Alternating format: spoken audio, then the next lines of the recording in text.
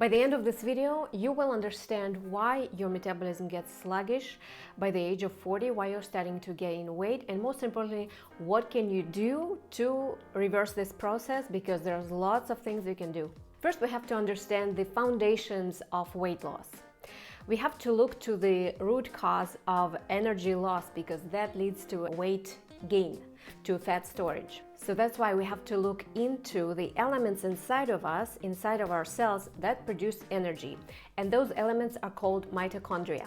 Mitochondria produce energy by tunneling electrons through the electron transport chain with the help of protons, the positively charged ions that help rotate our little nanomotors in the mitochondria in this electron transport chain.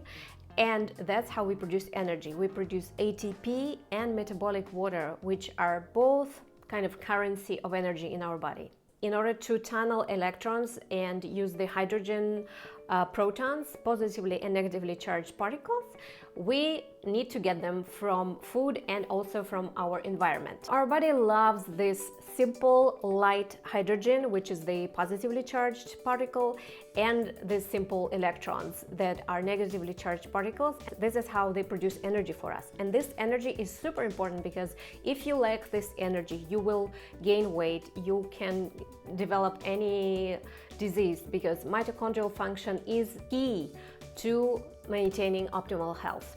So these positively charged and negatively charged particles are like small ping pong balls that our electron transport chain uses in the mitochondria to produce energy. And when this process is uninterrupted, not interfered with, we enjoy abundant health and we maintain our weight equilibrium. But there is another version of hydrogen, which is heavy hydrogen. It's not that light hydrogen, it's actually double the mass and size of the hydrogen we talked about, that light ping pong balls. This heavy hydrogen, if you compare it to ping pongs, becomes like a basketball. So now you know mitochondria prefer light hydrogen, and they prefer using hydrogen and electrons to produce energy. Light hydrogen is just one electron and one proton. Heavy hydrogen, on the other hand, has one additional element. It has a neutron.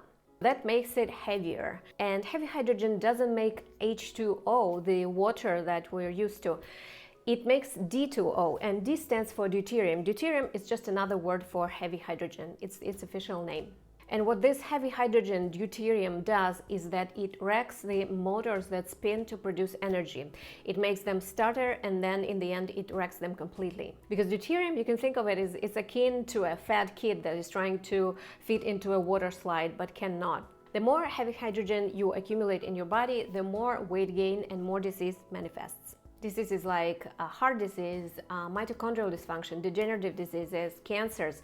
And if you are interested to learn more about the link between deuterium and cancers, you can read the book Defeating Cancer by Gabor Somlay. By this point, you're probably wondering, is there a way to measure deuterium in your body? And yes, there is. You can go to a laboratory and get it checked through either a saliva test or a breath test.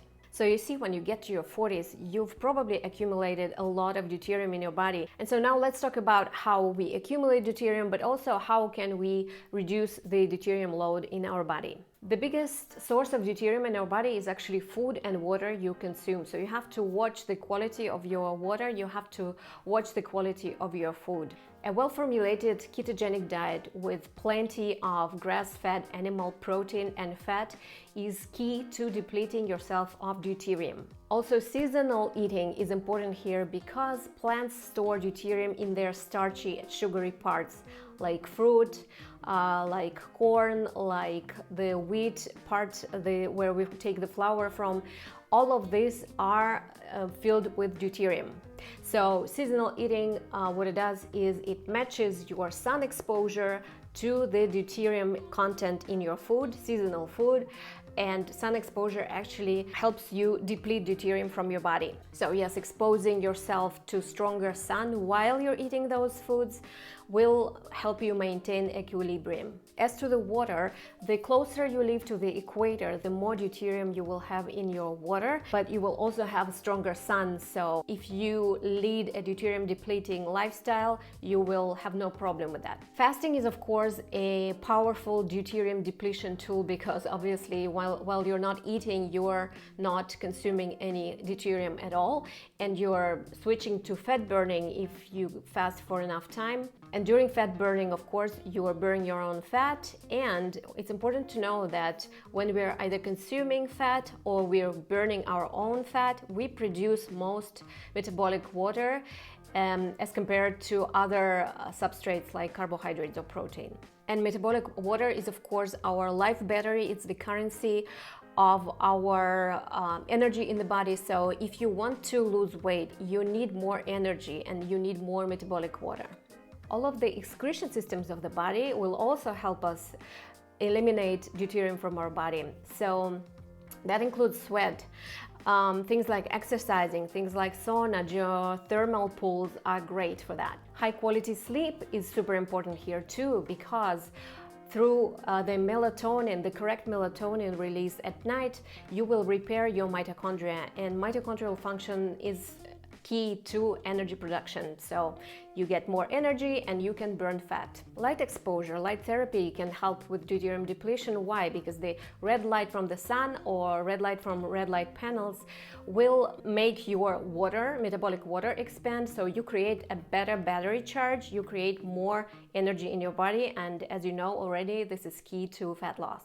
Another thing that is super useful for deuterium depletion is cold exposure, cold thermogenesis. Cold exposure detoxes your fat stores and it improves mitochondrial function. Another thing is breath work, because it oxygenates your body. We need oxygen to produce energy. This helps your mitochondrial function as well. Earthing, walking barefoot, touching the earth, touching the plants, touching the trees, walking on wet grass, on the beach daily will help you release this static charge that you hold in your body, which actually creates inflammation in your body. So you discharge that static energy and you take more electrons from Earth, which is key to running that electron transport chain in the mitochondria to create even more energy for you, because we'll lose electrons all the time. Non-native EMFs make us lose electrons. If we don't sleep enough, we lose electrons. If we even just touch another person who has less electrons, they will steal our electrons from us. So everything in our life makes us lose electrons. We need to replenish them through earthing. Now let's talk about a couple of more expensive things that you can do if you're willing to, but this is not necessary. You have to always cover your foundations first, because otherwise you will just be using the cherry on top, but there's no cake below it. Without the foundations, you will not get results, okay? So hyperbaric oxygen chamber will obviously help you increase your oxygen uptake, oxygen content in your body by 3 to 10 times, which is great for production of energy. Another thing that you can do is get deuterium depleted water. It's quite expensive, but it can be done. The protocols usually call for 3 or 4 months of taking that water. But again, you have to cover your food intake and circadian rhythm, everything that we talked about, the light exposure, the exercise, the sleep, the earthing, everything before doing this. If you're interested to learn more, you can watch my 34-minute webinar on my site explaining more of this by following the link in the description.